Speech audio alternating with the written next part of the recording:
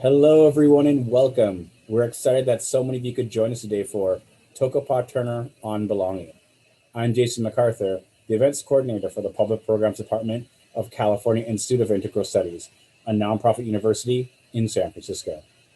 Now, let me first introduce our presenters, Toko-pa Turner and Rachel Vaughan, and then we'll get right to the conversation. Rachel Vaughan is a licensed psychotherapist, clinical supervisor, T group facilitator, trainer, and graduate school professor. Her teaching is informed by multiple cultural perspectives as well as post colonial and feminist theory. As a Jungian oriented therapist, Rachel frequently works with dreams as a window to the personal and collective psyche. She is particularly interested in the somatics of dreaming and in how symbol, metaphor, and movement mediate between implicit and explicit memory. Toko-pa Turner is an award-winning author, teacher, and dream worker, blending the mystical traditions of Sufism in which she was raised with a Jungian approach to dream work. She founded the Dream School in 2001, from which thousands of students have since graduated. She has been interviewed by CNN News and BBC Radio and has a community of over 100,000 online readers. She is author of the best-selling book, Belonging, Remembering Ourselves Home, which explores the themes of exile and search for belonging. Sometimes called a midwife of the psyche, Toko-pa's work focuses on restoring the feminine, reconciling paradox, and facilitating grief and ritual practice.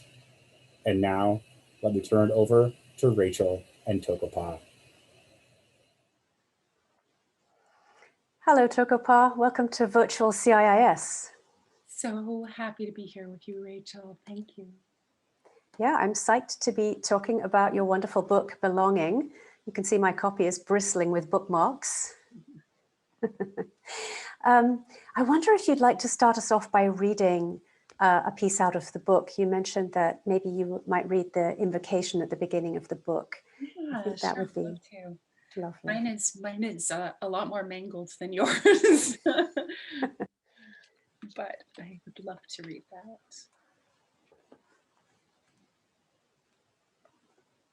Here we go. So this is a blessing that I added at the very last minute as the book was about to go to print. And my friend who is typesetting the book said, well, there's one page that's blank and we need something to fill up that page. And we were literally hours from going to print. And I said, well, I feel like I've said everything because I spent years writing the book. But I decided to sit down and try to just write a final blessing, which encapsulated the hopes that I had for the reader as they moved through the book. And this is what came out. For the rebels and the misfits, the black sheep and the outsiders, for the refugees, the orphans, the scapegoats, and the weirdos, for the uprooted, the abandoned, the shunned, and invisible ones. May you recognize with increasing vividness that you know what you know. May you give up your allegiances to self-doubt, meekness, and hesitation. May you be willing to be unlikable, and in the process, be utterly loved. May you be impervious to the wrongful projections of others, and may you deliver your disagreements with precision and grace.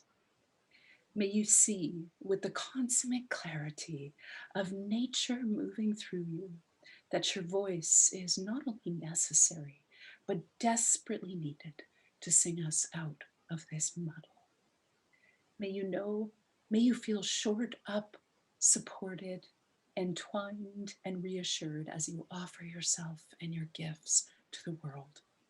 May you know for certain that even as you stand by yourself, you are not alone.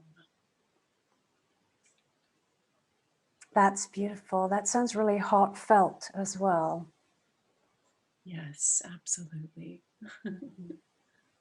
So let's start by situating you. Where are you right now? What land are you on? I am Canadian. I live in British Columbia on Vancouver Island. which is, most people have heard of Vancouver, but if you get onto a boat and sail into the sea westward for about 2 hours, you get to my island, which is actually quite a big island. And we have the city of Victoria on this island here. And how long have you belonged in that part of the world? Well, I have lived here before, but my husband and I just moved here actually literally 4 days before the lockdown and the pandemic took hold here in Canada. So before that, I was living on a different island for about 10 years. So I've been on the coast for a while. Mm-hmm. Beautiful. So I actually use your book when I teach Jungian dream work, because I think it really gives a flavor of the Jungian work in a way that is not too heady and theoretical, but actually gives people a feel of what it's like to do the work. So you're not an analyst, but you're clearly steeped in the Jungian work. Can you situate us where you are in the world of the Jungian theory and practice? Yeah, so I was actually raised in a Sufi community, and there were a lot of interfaith intersections in the Sufi world. And on my shelves, well, I should say on the community bookshelves, there were all kinds of literature that would lean in the direction of, everything from the poetry of Rumi and Tagore and Khalil Gibran and that kind of thing, but then also into Carlos Castaneda and some of the Jungian stuff as well. And so I had very powerful dreams when I was a young person, so powerful that I began to become quite obsessed with dreaming and experimenting in different dreaming states. But it really wasn't until I was about 19 years old that I discovered a book called Man and His Symbols, which is a very famous sort of Jungian anthology from different Jungian analysts with a foreword by Carl Jung. And when I read this book, it was like discovering my lost civilization, a community of people who were speaking a language that I recognized instantly as my own. They were creating a topography, a world that made sense to the way that my spirit and soul was inclined, and also my intellect. And so that sort of began my love affair with all things Jungian. And later in life, I ended up working at the Jung Foundation of Ontario for a number of years. And that was a real boon, because that was a period in my life that happened to coincide with some of the great living Jungians of the time would pass through that foundation, because a lot of the analysts were being trained out of there. But I should also add that there came a point after years of being in that community where I felt its limitations, that there was something deeper, more visceral, more feminine that I was craving when it came to dream work. And that's when I started to veer off in my own directions. And in some ways back to the beginning, because I think a lot of the deep Sufi teachings that I was raised with hit that spot that I found was missing for me. And then, of course, many indigenous practices around dreaming, I became really fascinated and curious about as well. Because I'll just add that all ancient people that we know about have some sort of dreaming belief system, dream practice. And I was interested in that level of, bringing dreaming back to the people, and not necessarily having to, go through rigorous academic hoops to be able to decipher one's dreams. Beautiful. Who are some of the great Jungians who inspired you? Well, Marion Woodman. I was wondering whether you were going to mention her. Yes. I was so blessed to be able to be in her presence and hear her speak and teach. James Hillman, James Hollis, who else? well, my friend Gary Sparks, Gary Sparks, was a huge influence on me, and yeah, many others, but those are the ones that come right off the top of my head. Mm-hmm. Can you tell us a little about how Marion Woodman's work influenced you? You mentioned that the feminine became more and more of a draw to you, and that's certainly what I associate with her work. So deeply did she influence me. So her, for those who aren't familiar with Marion Woodman's work, she had her own experience with an eating disorder throughout her life.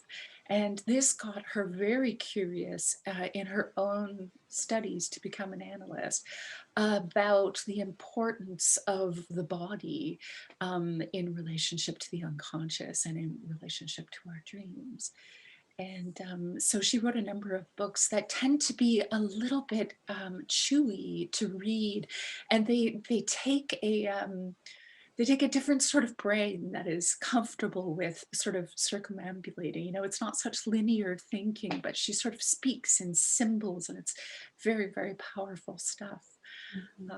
So I would say her emphasis on the feminine, her emphasis on the body and on movement, and the primacy of somatic experiencing, I think, is probably her greatest gift to me. Mm-hmm.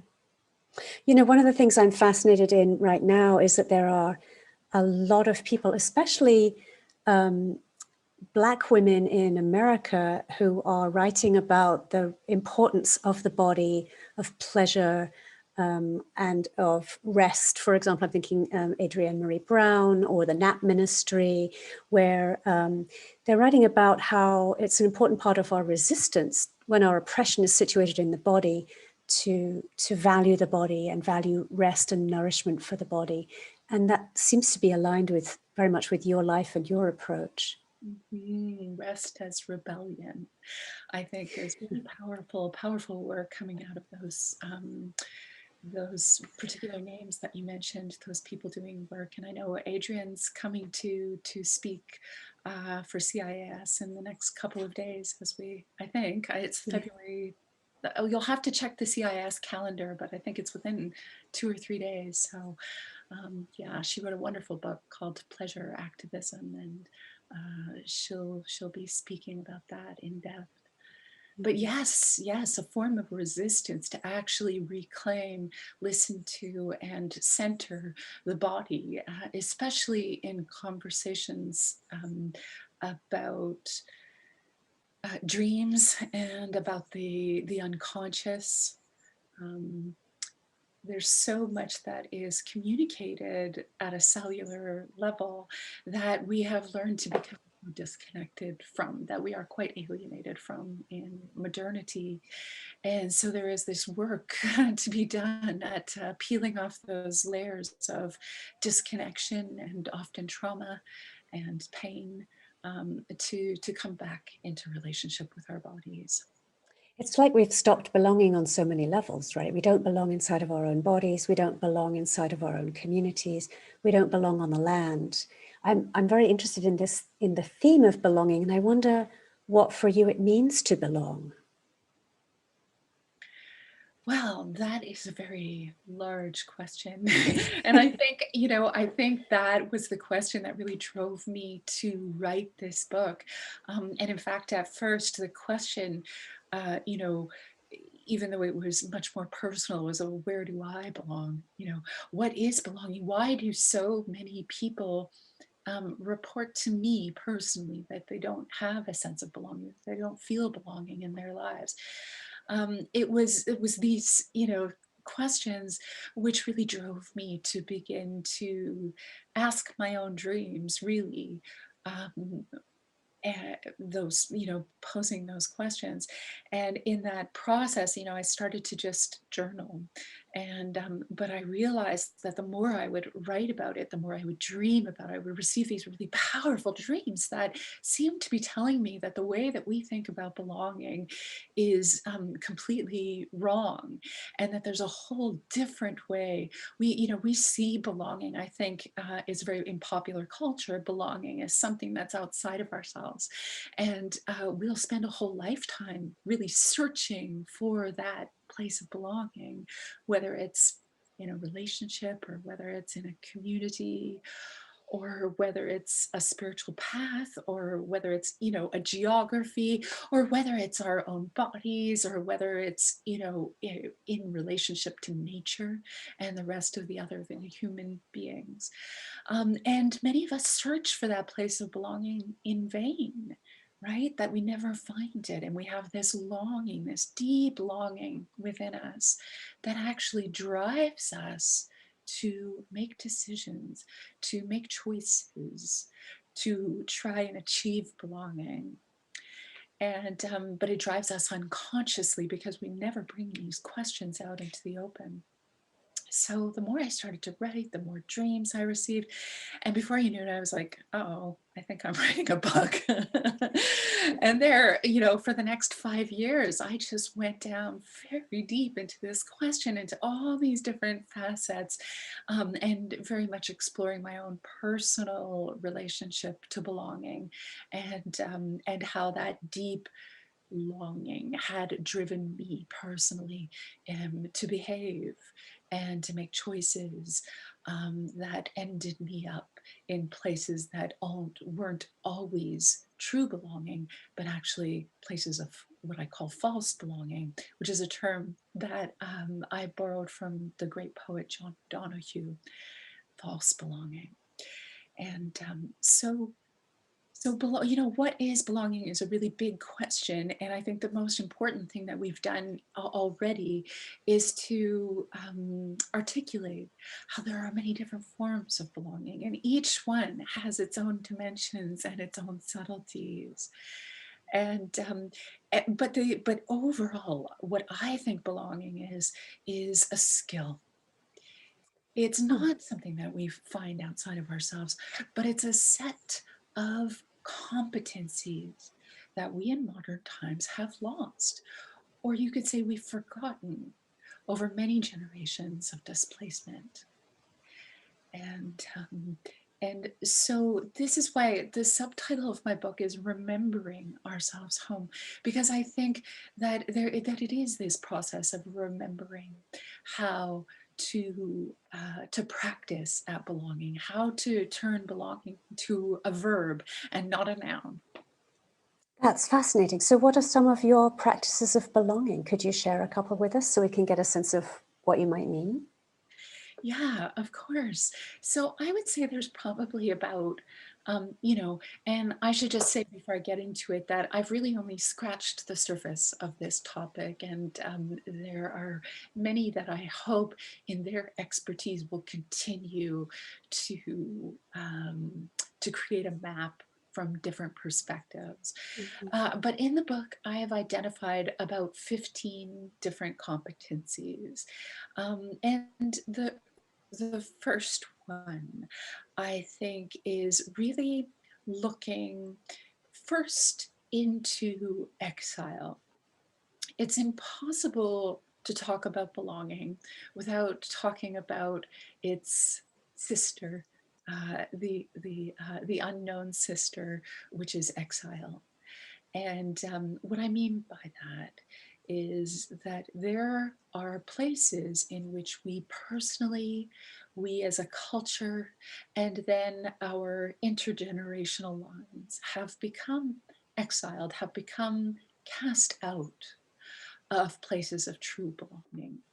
And the work, I think, is looking at each of those levels in depth and discovering for ourselves where we have been cast out, or we ourselves learn from the example of our culture and our even our family systems, and intergenerationally, those places where we cast out our parts of ourselves that are considered unworthy or unacceptable, or just not valued in the culture that we live in.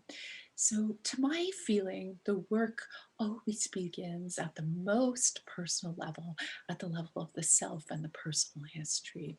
And then it expands into these larger questions of what are the qualities and values that our overarching monoculture espouses and aggrandizes, while at the same time denigrating, dismissing, and just not even acknowledging other abilities and qualities. And it creates a kind of fragmentation, a splitting off into what the Jungians call the shadow. It's the unacknowledged, the outcast, the black sheep, the rebels, the misfits, the weirdos. So, so this is done to us, and then we do it to ourselves and to others. And this is why we have, rampant xenophobia and the othering that we're really struggling against right now in present time. Because so much has been split off and put into what the poet Robert Bly calls the long black bag we drag behind us, right, which is his way of describing poetically the shadow. All of that unacknowledged stuff has to go somewhere. Yeah, so the internal work and the external work are very similar, right? They're very aligned. That which we split off and reject in ourselves, we project onto others and then split them off socially. So the social justice work and the internal work are very aligned there. Indeed. And in some ways, I would say just taking action on the outside without doing the internal work will not ultimately be effective, because it is these deep patternings that are in our psyches and in the collective psyche that have to be unearthed. If we really want to have a vision for an inclusive and diverse culture to share together. This might be a good time to ask you about the death mother. So you didn't talk about the negative mother, you didn't talk about the father so much. The death mother is a core figure in your book, and people have truly and deeply resonated with that when I've recommended the book to them. I wonder if you'd talk a little about the death mother for those people on the call or watching this video who don't know about that. She's a very intriguing figure. Dive right in then. I give people a 3 chapters before we get into the death mother, because it's really difficult material for a lot of people. So the death mother is an archetype. And the name of this archetype, the death mother, was originally coined by I would say Carl Jung's greatest peer and a genius unto herself, Marie-Louise von Franz.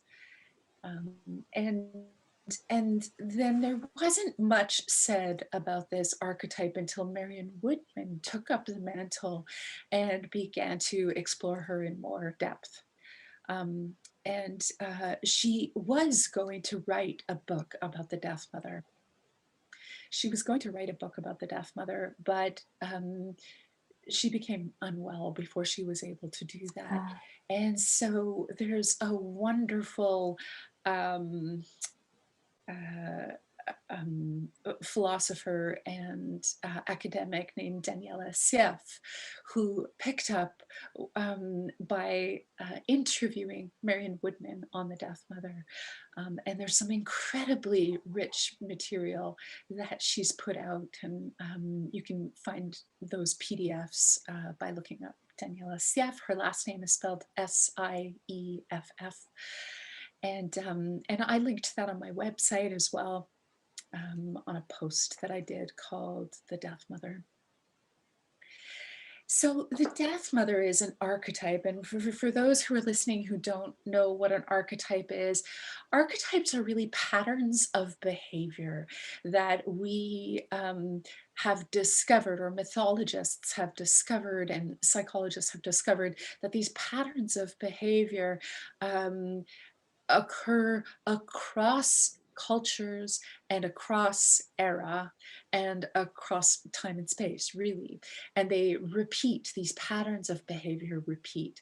And these archetypes can be personified in actual humans that are in our life or in ourselves. And so the Death Mother is a kind of Medusa-like archetype who is filled with, I would say, more than rage, but actually an impulse to kill.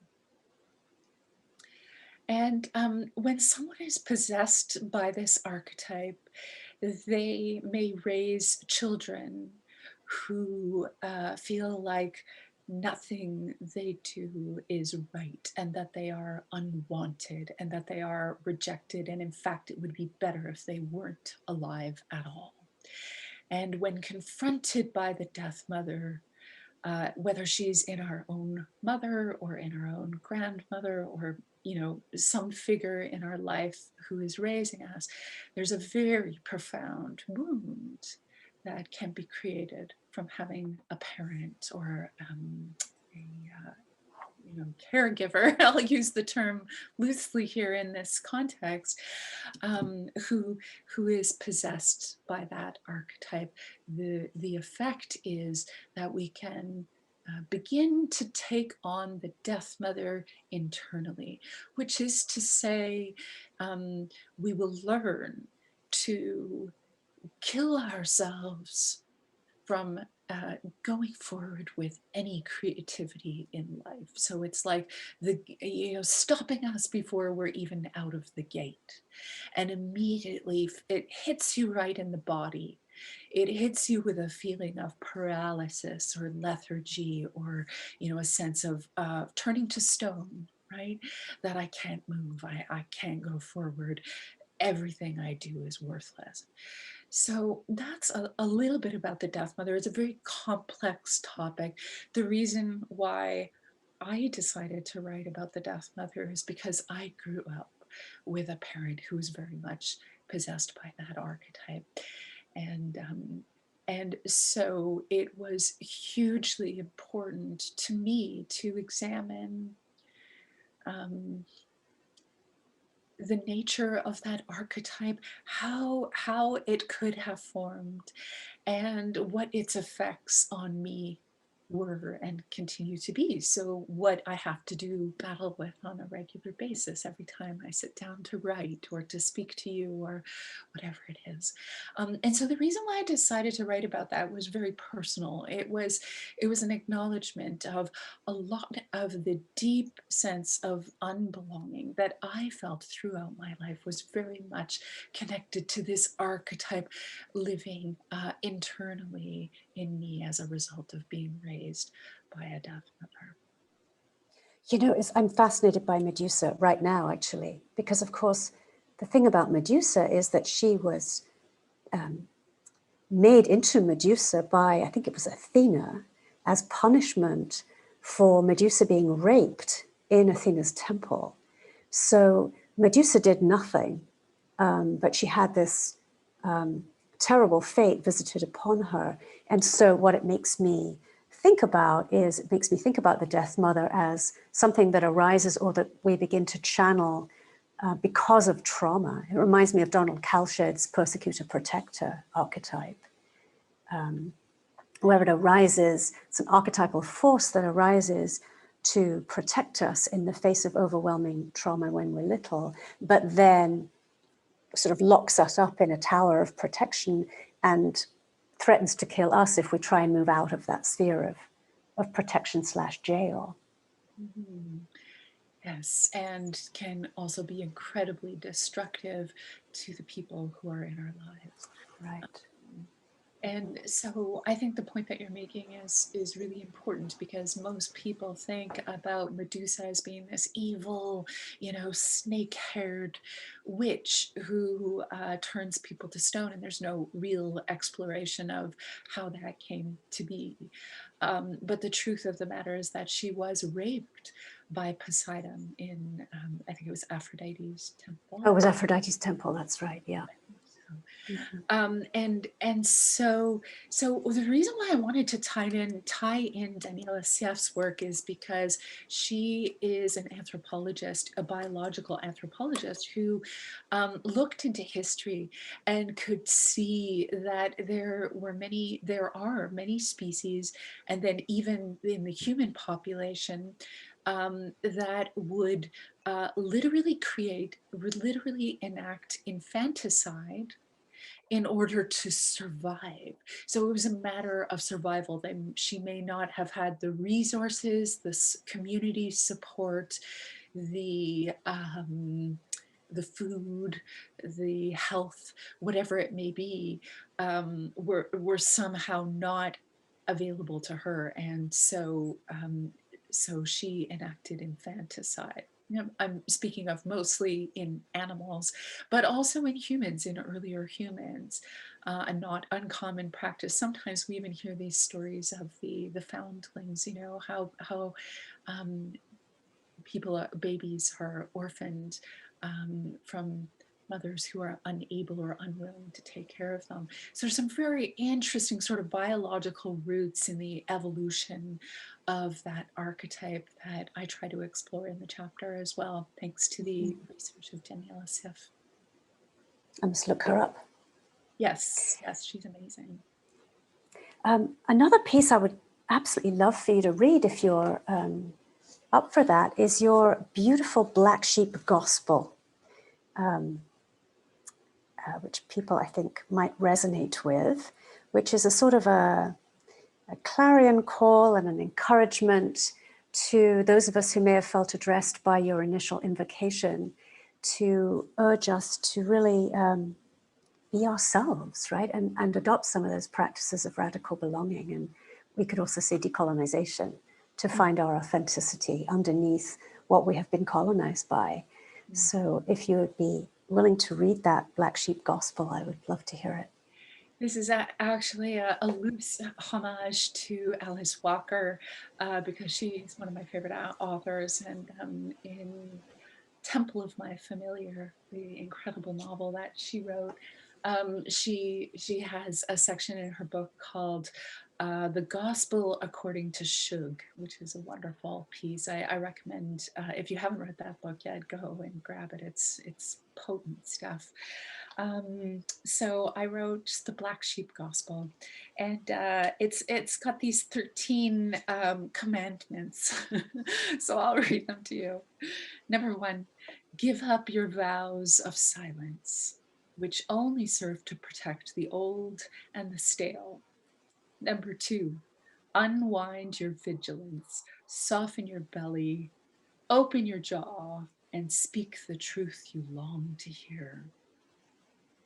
Number 3, be the champion of your right to be here. Number 4, know that it is you who must first accept your rejected qualities, adopting them with the totality of your love and commitment. Aspire to let them never feel outside of love again. Number 5, venerate your too muchness with an ever renewing vow to become increasingly weird and eccentric. Number 6, send out your signals of originality with frequency and constancy, honoring whatever small trickle of response you may get until you reach a momentum. Number 7, notice your helpers and not your unbelievers. Number 8, remember that your offering needs no explanation. It is its own explanation. Number 9, go it alone until you are alone with others.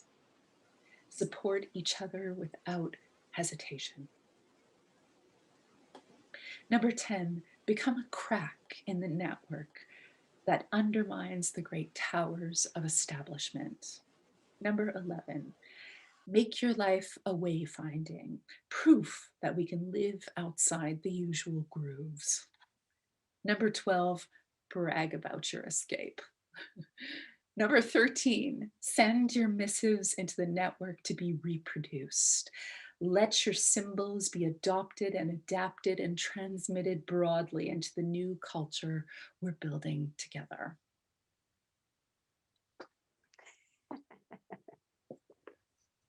That's lovely. I know at least one person in the audience who will be completely thrilled by that and resonating with it as it permeates their cells. And I'm wondering what some of the qualities of that new culture that you would like to see us building, what you see arising already today. Hopefully, in parallel with this, we've got this archetypal astrological struggle going on still, I believe, between Saturn influences and Pluto influences. We've got this we've entered the age of Aquarius. There's a lot of stuff up. Mercury is retrograde. There's an enormous kind of churning thing happening right now, this big struggle between the forces of repression and the forces of revolution, I guess you could say, in a good sense. I wonder what some of the qualities are that you see in the new culture that we need to grow. Yeah, we're in a really tough time right now with so much chaos and opposition. But I believe what's happening is a kind of shattering before the reconstitution. I believe we're being collectively initiated in this time. And when I say initiated, what I mean is that the very way that we think in binary terms, that is so divisive and black and white, is not going to work in the future. And I think what we are going to need to learn is ambiguity. I think we're going to need to let go of certainty and allow ourselves to get more comfortable with disagreement and diversity of beliefs and diversity of cultures,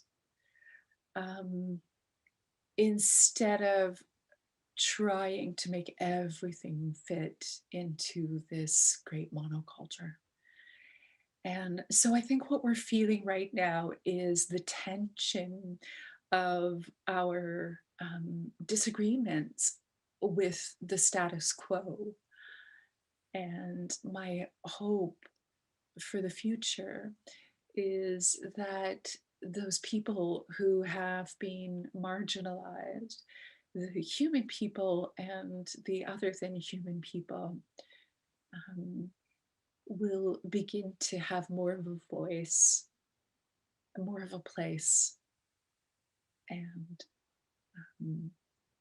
more of an influence in the creation of the new world.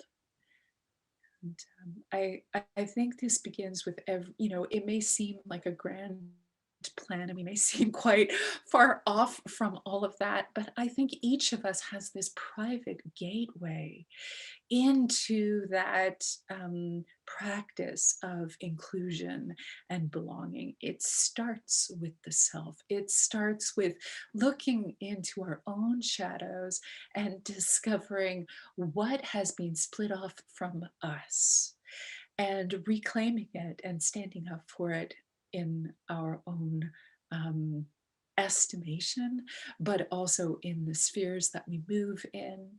And as we grow a greater tolerance for that diversity of characters that exists in our own unconscious, there is a chance that that a beautiful symmetry will occur on the outside in bigger ways as more of us do this work. I'm very aware that we're two privileged white women having this discussion and touching on issues of inclusion and social justice and diversity. And I'm wondering if you have any opinions as to what other white women like us can do to actually put our feet on the ground and get our hands dirty in this work? Mm. Yeah, well, my particular area of expertise is working with the psyche, and so I have devoted my life to working with dreams, and the reason why I keep bringing conversation back to this is because I think everything that exists in the world first occurs on the first occurs in the imagination, in the imaginal realms, which is different from, say, just dreaming something up during the day, but it is actually the deep fabric of the way that we and the world are created is through the imaginal. So, but it's not enough to do inner work. We must be able then to walk that work into the world. I've seen a lot of people in the last couple of years make declarations in social media spaces about what they stand for. And to some degree, I think that's helpful because it's good to say what you stand for. But I think it's more important to find the ways in which you have had, or we have had, blinders on, which is to say the ways in which there might only be white people in your social media newsfeed. There might only be white people in your day-to-day friend circle. There might only be white people on your bookshelves. And so it becomes a kind of stagnant consciousness, so it's really important to find the ways in which that stagnancy exists in our lives, and to begin to physically try to diversify that, whether it's through educating yourself, I think is hugely, number one. And then finding the many, many ways in which we can run our businesses, our friend circles, use our influence in such a way that amplifies those voices for people of color, but also for the environment. Because right now we're in the midst of a the sixth mass extinction on planet Earth. And very few people, not enough people, are listening to the needs of the ecosystem in which we are embedded. And so there's a lot of work to be done. And I don't want people to feel overwhelmed with how little we may be accomplishing with what we have. But we have to start there with our small little corner and what we can do to affect real change. I'm convinced actually that I'm seeing people have dreams that would appear to be from the world, dreams of floods, dreams of fire, and so on. Are you noticing that in some of the work that you're doing with people? Stephen Eisenstadt, who teaches dream tending, talks about the anima mundi and how it talks to us through certain dreams. Absolutely. I mean, I would almost take that one step further and say that all dreams come from nature. And why wouldn't they? Because um, it's a biological process to dream. Where else would they be coming from but the nature that is our bodies?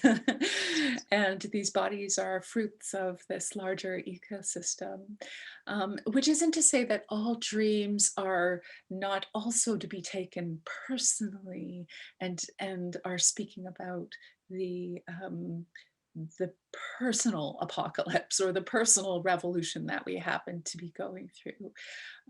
I think there's a simultaneity between those two things. Of course, we would be having apocalyptic dreams or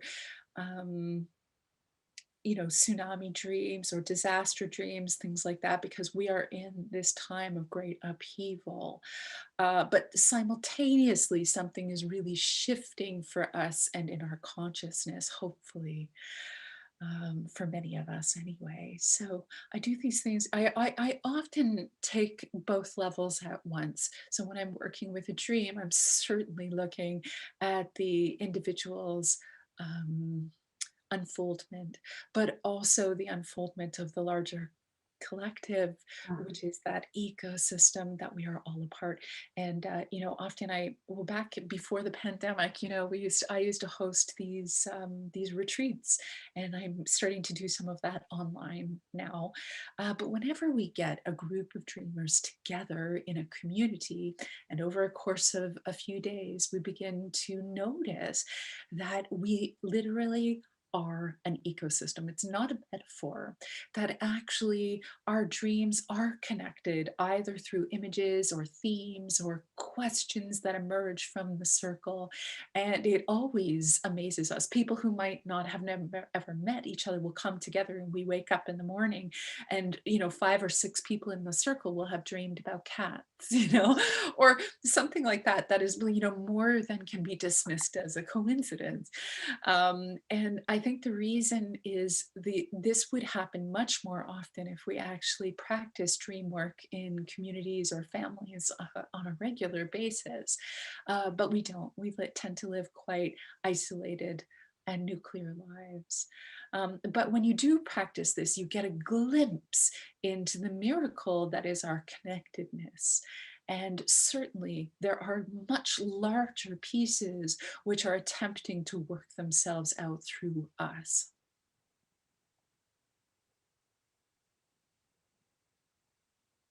I've got my mind is going in different directions with what you just said. I think I want to come back to the theme of working things through. You talk a lot about the role of pain and suffering in moving us out of those old structures, right? And how that can be a path of initiation for people. Can you say a little bit more about that, and maybe how that has moved in your own life? Yeah, we touched earlier on this idea of exile, and that in the search for belonging, to understand how to practice belonging, we really have to dig deep into what are the origins of our sense of exile. And this, as I mentioned, happens on at least 3 different levels: the personal, the cultural, and then the ancestral, and intergenerational. So after we have done that and identified where those places of separation and wounding have taken place, there can be a kind of an initiation that happens, because once you see something, it's very hard to unsee it. Yes. Mhm. And so once you see something, it's like lifting wool from your eyes. And often the individual, once they've seen something like that, um, a period of initiation, I call it initiation by exile, because it's a period where it may cause us to break from a place of false belonging, whether that was a relationship or whether that is a place of work that didn't um, allow us to be entirely ourselves, or it may be a group that we break from or are exiled from. And this starts off this initiation process. And sometimes that can look like illness, it can look like disease, it can look like some kind of break. So anything that kind of slams the door shut on the old way of life, you can't go back. It doesn't Wow. exist anymore. And yet you don't know where you're going next or who you're actually even going to be after this process, however long that's going to take.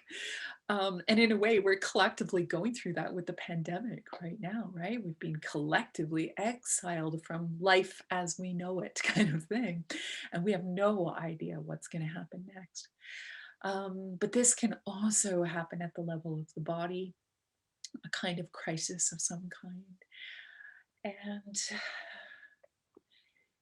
it's difficult to make meaning out of things like this, because the pain can be so intense, can be so severe and so alienating, that there is a seduction there to become cynical or become lost in a depression or become hopeless and lose faith.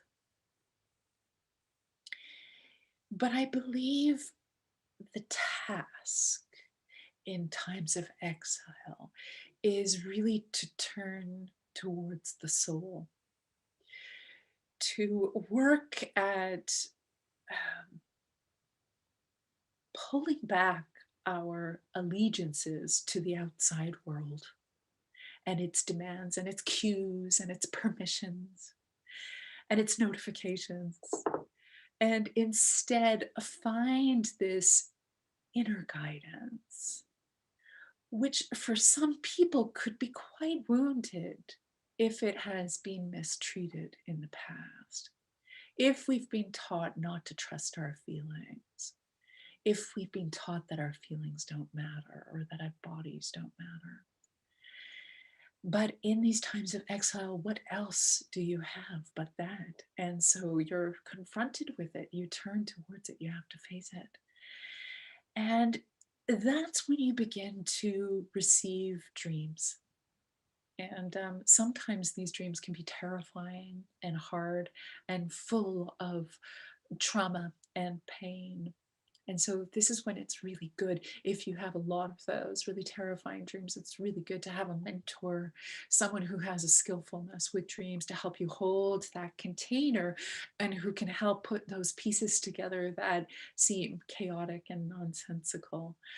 Um, um, but it's also not impossible to do some of this work on one's own. And I really do like to empower people to learn the language of their dreams so they can begin to have that very direct relationship with their inner guidance. And in the dreams, even those really scary ones and painful ones, there is always some sort of twinkle, something redemptive, and it may be very small, and it may be hard to find, and it may be muffled and buried under a lot of garbage, but we have to push back that stuff to amplify that small voice, to like cradling a flame that wants to go out and begin to breathe onto that flame, to grow its power. And it may just look like a little twinkle at first, but that flame over time, if we tend to it and care for it and enact ritual around it and seek support with it, will grow into hours. And those hours grow into days. And those days grow into years. And eventually, the voice of the instinct, the voice of the originality of our origins, of our intuition, of our inner knowing, let's just put it that way, gets stronger and stronger and stronger until it's infallible one day.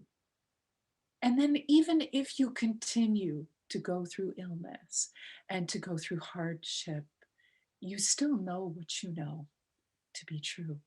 It isn't, sometimes there's a magic formula that I think some spiritual traditions try to put on illness and say, if you just discover, what emotional baggage you have that you haven't worked out, then your illness will magically disappear.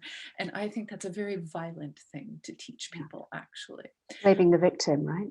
Yes, exactly. Blaming the victim. It's suggested that, you haven't done your emotional work and that's why you're sick.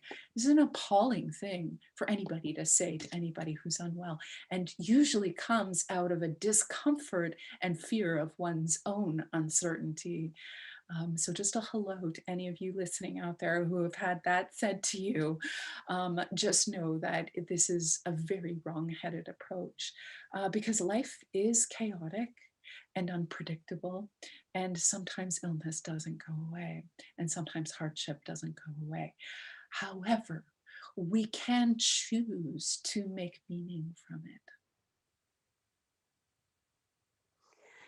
If people are interested in discussing more of this with you and learning more about the way you work, I know you hinted at the fact that you are perhaps writing a secret book about which you don't want to say anything because you're presumably nourishing that little flame and keeping it safe. But how can they get more of you? How can they get more of your work? Well, I have been posting on social media every single day for about, what is it, like 9 years? Occasionally I miss a few days, but I treat social media as a place to put poetry into the world, to generate inspiration and thoughtfulness and soulfulness in the world. So you can find me on Instagram, and I'm on Facebook, and I post in both places. So that's a really easy way to get a dose of soulfulness every single day.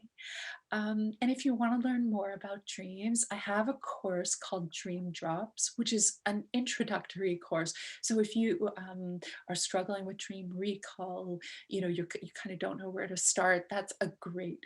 It's a 4-week course, and I deliver a 3 to 5 minutes lesson every single day for a month, which will take you deeper and deeper into relationship with your dreams. And I call it Dream Drops because I believe that with every drop of a dream, moisture is restored to our lives. So instead of that kind of spiritual aridity that we have where, there's a sense of meaningless and disconnection, it's a way of adding water to the soil so things can grow.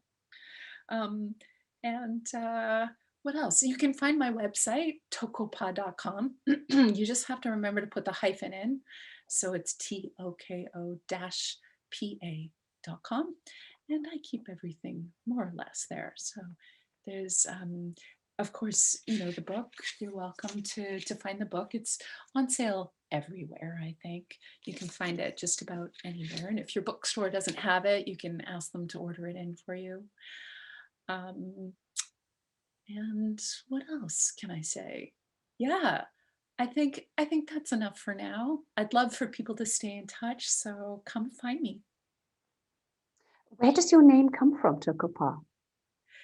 Well, most people assume that I named myself this name because it's so kooky, and it's a very West Coast thing to do, to give yourself a funny name. But it's actually my given name, and it's a Maori name. And I don't have any relationship to the Maori people, but my parents found the name in a book of poems. And there were some Maori poems, and that talked about the creation myth of the Maori people. And Toko-pa is the parent of the mist, in the Maori cosmology. And so it was a hard name to grow up with, very big shoes to fill. I'm working on it. But once I found my path and started working with dreams, being the parent of the mist, carrying a name that was the parent of the mist, I like to think of that mist as the veil between the worlds, and that somehow I'm helping to occupy that space. So I'm working on making it fit for me now. Well, you certainly live in the Misty Islands up there in the Northwest. That sounds lovely, sitting in California where we're still waiting for our rain. So it's lovely to have a little transmission of the mist and the water. Oh, I wish I could send you some. I pray for that all the time. Thank you. Yes, we do too. So we have some questions from the audience. Shall we take them? So a question from Kate is a great question. How does one connect with their own ancestors and ancestral traditions as part of this process of belonging? That's such a good question. And I think there are a million different answers to it. And I'll just tell you a little bit about my story. So my grandparents were Holocaust survivors, and they fled from Poland to after the Holocaust to live in Canada, where I live now. And unfortunately, with the war, the entire Jewish branch of my family tree was missing. And when my grandfather died, I was only 7 years old, and everything was lost. We didn't have any records of there were, the Nazis took everything, so there were no records of anything left. So for most of my life, I lived with a sense, this ominous empty branch of our family tree, and a sense that all hope was lost. But as I was doing this writing on belonging, this fire got lit in me to see what I could do to reclaim and restore my family tree. And so I started talking to genealogy organizations, Jewish genealogy organizations in different parts of the world. And these people are amazing. They work tirelessly to help restore the lost names and family trees of people who were killed in the Holocaust, the millions of people. And to my amazement, with enough research, I was able to find 13 Hebrew names of people in my family tree. And that led me to discover this historian. And I tell this whole story in my book in much greater detail, but I found a historian in rural France who was interested in the stories of the Nazi work camps in France, which were actually very unknown until she started to work. They were very buried in the colonial history of France, and so she unearthed all of this stuff, and she ended up discovering some of my ancestors. And so I ended up going with my brother to France to meet this historian, and she connected us with a farmer who was 92 years old. So he was at the very end of his life, who actually knew my cousins before they were sent to the gas chambers. Um, and, we it was a very powerful moment, a very full circle moment with a lot of tears and a lot of healing and a lot of pain that happened for both him, who watched his friends be killed, and for me to meet somebody who was that close. So I guess I'm sharing this with you because there's just so much that you can do. But I think the important thing is to try to find the names, try to find the stories. And of course, it's not always possible to fly to wherever. You might not have the privilege and ability to be able to do that.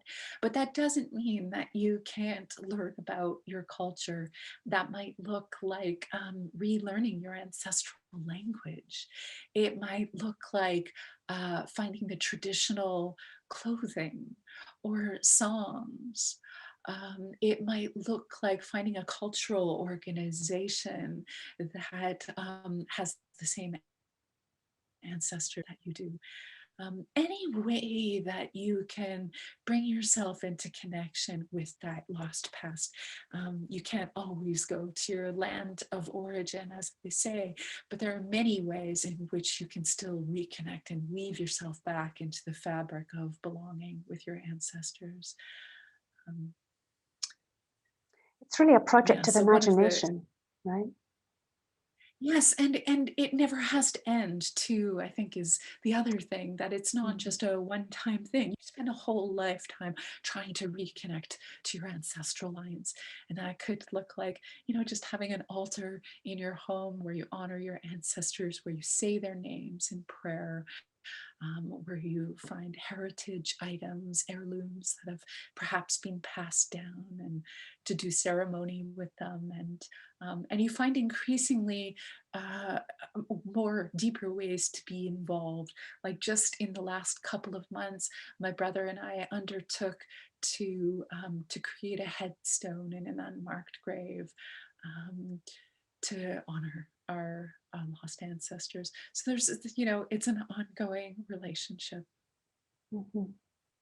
I'm just thinking of so many people are very interested in having their DNA tested now to have some clues into their mixed ancestry. And then for me, it really becomes a project of imagining and learning the stories of those lands. We may have lost the stories, but we can go and see, guess at when our ancestors may have emigrated to wherever we are now, perhaps. Guess at what may have happened to our ancestors if they were from this land. Some of our ancestors were brought here by force, but we can go and we can use our imagination to try and find the traces or even imagine the traces of the people who went before. And then, of course, to pay attention to your dreams, because the ancestors will often come through the dreams. And so those stories, they live in your bones. This is something a rabbi told me when I was quite lost and grieving, not having a connection to my family. And he said, everything was lost, but they live in your bones. And so the deeper that you can go into your own bones, the more you'll know when you know. Well, that segues to a question we just have from Malay Moon. She says, or they say, where would you suggest one starts with diving deep into Jungian-based research and work? Well, that's exciting, because there's just so much.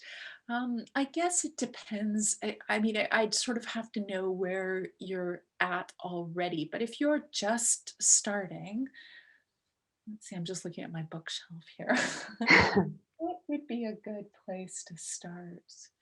Do you think Marianne Woodman's going too deep all at once? I would.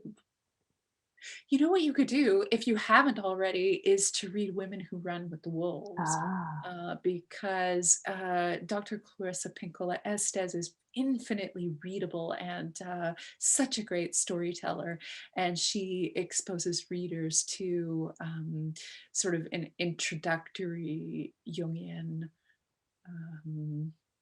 approach. And then I do lots of that in my book as well. So that could be a good place to start. Um, and then, I always look at the appendices of books that I love to find out what their sources were. And then I just rabbit hole from there. Mhm. Thank you. Somebody said, do you have thoughts on our belonging in the pandemic, especially if we are somewhat at odds with government and employment practices, and also the losing friends and creating distance with people because of polarizing opinions? So I think this person's talking to the way some of our belonging is becoming like fragmented or ruptured by what's happening now. Yeah, it's a very, very tricky time, and a lot of people are experiencing the loss of friends, um, on both sides, or what appear to be two sides of um, an opposing culture. And that is such a tricky one, and it's one I really agonize over. So I think your question's really valuable, and I can't say that I have a great deal to offer to you on that particular subject. But I am seeing I think one of the biggest problems that the pandemic is creating is our reliance on social media as our only social outlet. And what we don't see, we're a little bit like fish swimming in water, in the sense that well, maybe that's not a great metaphor because I think water would be a lot better. But what we don't see is that the environment is really controlled by algorithms, and that those algorithms tend to uh, give us content that will create increasingly fearful and upsetting narratives so that we will stay engaged and keep consuming stuff from that place. And what we're seeing is that people are being increasingly radicalized into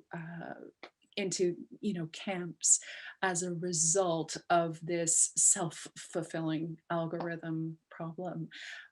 There's a wonderful documentary. I'm sure you've already seen it because everybody's watched everything on Netflix by now already, but it's called Social Dilemma if you haven't seen it, and I highly recommend it. I think probably the greatest thing that you can do is to get off social media.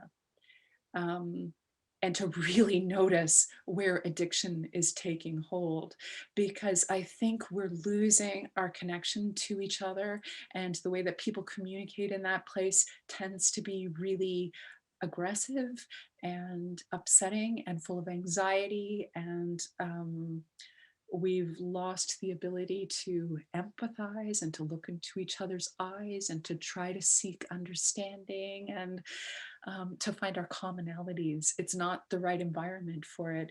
So if there's any way that you can reduce your consumption on not just social media, but screens in general, and get yourself out into nature, and to remember those deeper cycles, which to the deeper cycles of, say, the seasons changing, or a tree's lifespan, or, I think of the rhythm of a whale, to those cycles. The pandemic is just a blip on the radar in terms of time. Not to say that the impact isn't devastating on, obviously, millions of people globally. But the importance of returning to nature is about grounding. It's about getting into the body. It's about remembering and filling ourselves up with joyfulness. It's about possibly making random connections with other humans in the world, even though it might be at a distance and with our masks on. And really becoming conscious of how we spend our time, because many studies have been done, and when you start to go down these rabbit holes, whatever your particular belief systems might be, when you start to go down these rabbit holes, people become more anxious, more sad, more angry, and that is what they want. That's what the algorithms want, because if you're feeling those extreme emotions, you're going to keep clicking and consuming, and the algorithm is going to keep feeding you what you're already eating.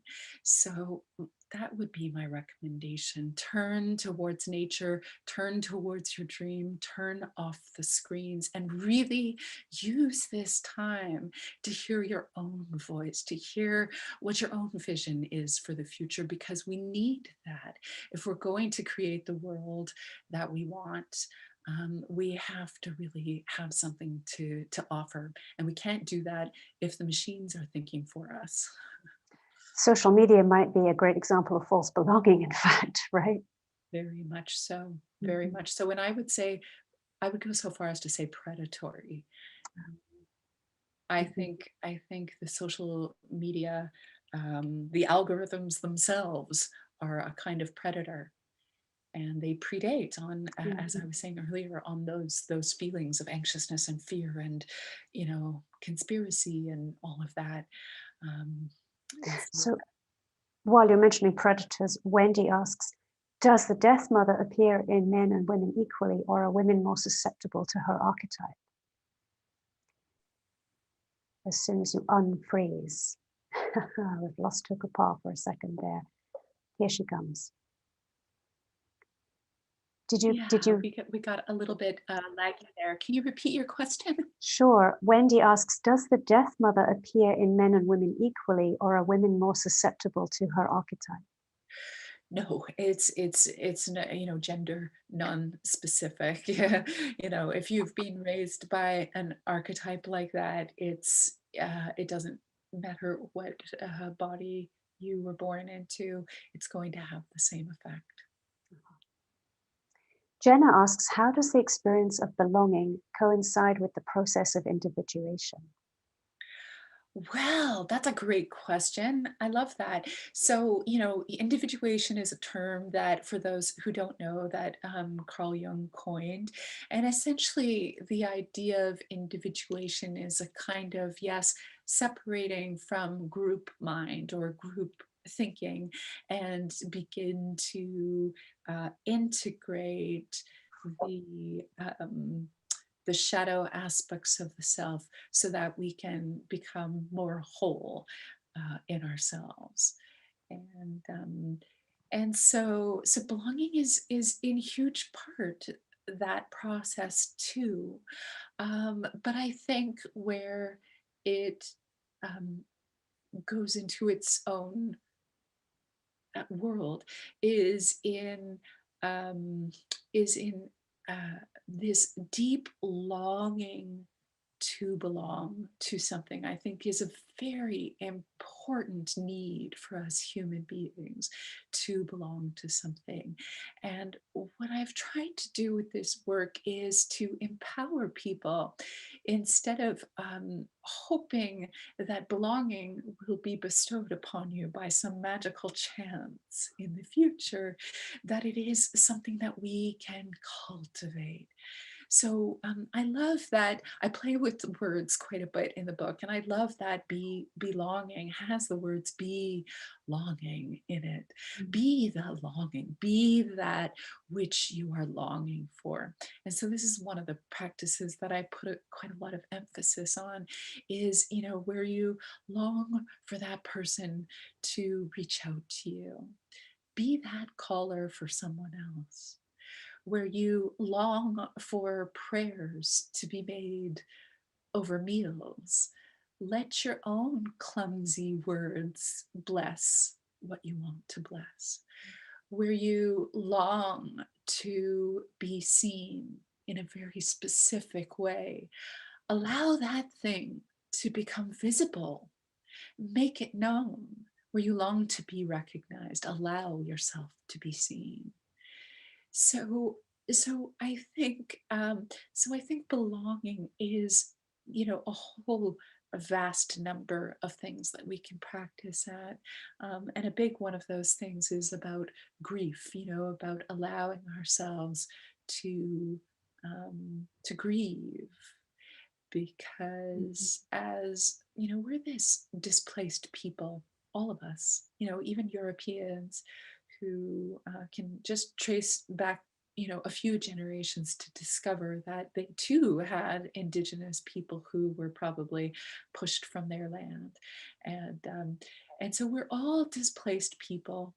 And um, and so going into that grief and allowing ourselves to experience it and be held with it, if we can, if we're lucky enough to have others in our lives who can hold that space for us, um, then we can then become more compassionate towards others who are going through difficulty. And the result is a sense of belonging.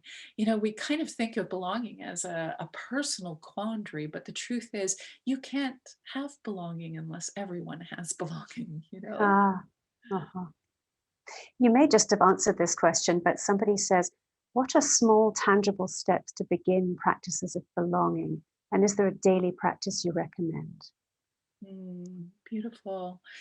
Well, I will come back to dream work here, because there is nothing so grounding that I know in the world to my own belonging as paying attention to writing down and wrestling with the meaning of my own dreams. And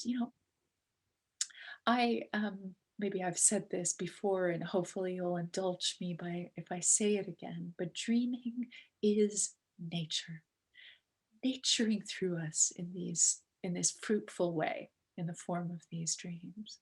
And so the only reason we don't understand their language is because we live in this incredibly rationalistic culture that has forgotten the language of our soul, which is the language of symbols and story. But it doesn't take that much to relearn it. It's actually kind of a small pivot of beginning to remember how to think symbolically again. And if we can learn to think symbolically instead of literally, we have a dream of saying having sex with a coworker or something like that, and we think, oh my god, am I actually attracted to this person? We take those dreams very literally. Or let's say we dream of a partner who cheats on us, and we immediately become suspicious of them when we wake up in the morning. But this is just a literal interpretation of the dreams. If we push ourselves to create a little bit of wiggle room between receiving the dream and reacting to it, we can begin to write it down. And so instead of turning to your device in the morning, which is really the, we talked about that already, and giving your allegiance to that whole, to the machine, instead turn towards nature, which is coming through our dreams first thing in the morning, and honor them by writing them down. There's something, we often hear of the word dreamer being used in a derogatory way, right? That, oh, they're just a dreamer, they have their head in the clouds. But it couldn't be more incorrect that actually working with our dreams is the single most grounding and guiding practice that I've ever encountered in my lifetime yet. And so this will be the thing that will return you again and again to your spark, to your purpose, to your originality, to your feelings, to your body, to your sense of direction, to your vision for the future. I mean, what greater practice at belonging could there be? And I say in the book that I actually think of dream work and belonging as almost synonymous, because I believe that belonging is about reciprocity. And when we're doing dream work, we're in this reciprocal conversation between this world and the other world, between nature and ordinary reality. Somebody says, apropos of that, you talk about listening to your soul when it's the only thing that remains. But when we've been taught not to trust that voice, what can we do to rebuild trust and believe the voice? Yes, It's a good question, no? Yeah, this is the wounded instinct, where we've been taught again and again, that our feelings don't matter, or that feelings don't have a place of belonging, or that we're hysterical or emotional, or I mean, it's really very devalued in our culture in a widespread way, even more so for people who are born into male bodies than female bodies, but also dismissed in female bodies as well. And so there is this deep, deep woundedness that occurs there, a splitting off. And so, how do you rehabilitate that wounded instinct, the wounded intuition? Well, you just begin by paying attention to it, by making room for it. And this, it may sound like I'm repeating myself ad nauseum here, but it's incredibly hard to do. And I will be honest with you that I struggle with it every single day. The demands are immediately tapping on our shoulders saying, you've got the to-do list you have to get through, or the appointments, or or I have to check the emails, or whatever is going on. And that's always an external demand, which draws you into a kind of obligation with it. But if we can elbow out even half an hour, but better yet, 1 hour, to spend just, leaving the devices in a different room, taking a paper journal or a recording device, and taking a moment to record your dream is, I kind of wanted to swear just then, but I'm not going to. But it's revolutionary. It's revolutionary to be able to do this, because it is taking back a kind of power that is being drained from us all the time. And when we have that power, as I was saying earlier, it will grow over time. And the strength of that voice, the strength of our inclusion of our own feelings, of that whole spectrum of images and symbols and stories that make up our lives, that will grow in our lives and then become infallible at some point. I truly believe that. We have time for one more question, I think. And here is a great last question. Someone says, what would you say to someone who is in just this process of learning to reclaim and belong to themselves, but fears they may end up going it alone forever?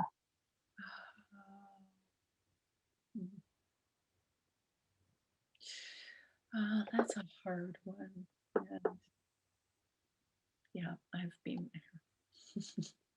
I think when you're in that, in my experience, when you're in that kind of liminal phase that you were talking about before, where you've moved out of false belonging, and you're in that phase of learning to reclaim and belong to yourself, because you don't know where you're going yet, it's really terrifying, and you can feel that you're going to be in that birth canal forever.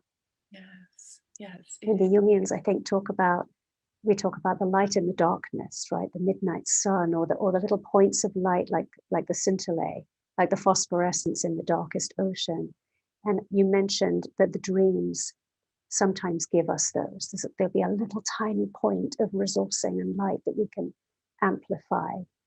I wonder if that might relate to this person's question of just the fear of, if I become myself, am I going to be all by myself? And the answer is no. I think the more you become yourself, the more your light shines, the more your true voice can be raised, then other people feel permission to do the same, and they recognize themselves in you. They recognize the truth of their own experience in you. And that's how belonging is created, by sending out those signals of originality, of truthfulness, of authenticity. And part of that involves taking a risk. You hear a lot about the hero's journey, and you hear a lot about the initiation and the descent and the being in the belly of the beast, and then the kind of triumphant emergence with some elixir into the world. But you rarely hear about how long that descent takes and how many times we want to give up hope. And I think it's really important to remember that when you want to give up hope, when you feel like nothing's going to happen, those are the moments where you really have to fan those flames, those small flickers of knowing. And there are many ways to elevate those things. And I really love to use ritual. So, for instance, I would recommend creating a dream altar. And on that altar, if something powerful comes to you from a dream that has taught you an important lesson, you can somehow symbolize that lesson on your dream altar, whether it's a figurine or a photograph or a picture or a drawing or a poem. It doesn't matter. It could be a feather that you found on your walk that day. And it may seem like everything is terrible except for that one feather that you found, which was a kind of synchronicity because you dreamed of an owl. And if you put that onto an altar and you elevate it and you give it a place in your life and you visit it every day and you remember and you write poems of romance towards it and you reach out to people who you resonate with, you eventually grow that little circle of belonging, and it may just be one person. And if you have one person, that is a lot more than most people have, and you have to treasure that person with every precious moment that you have. And so instead of looking to all that hasn't happened yet, it's a way of really honoring that trickle, that little bit of hope, and trying your best to aggrandize it and lift it up. Toko-pa, this has been such a wonderful, rich conversation. Thank you so much. Oh, it's been a pleasure to speak with you and our listeners too, Rachel. Thank you for asking such juicy questions. It was a pleasure. And now I think we're going to go back to Jason. Thank you all so much for attending today. We hope that you'll join us for more of our upcoming talks and workshops. This conversation was recorded. If you'd like to watch it again or share it with your community, it will be available on our YouTube channel at the same link and on our Facebook page. We'll also feature this talk on our podcast, which you can find at www.ciispod.com or by searching CIIS Public Programs on your favorite podcast app. Thanks again for joining us, and good night.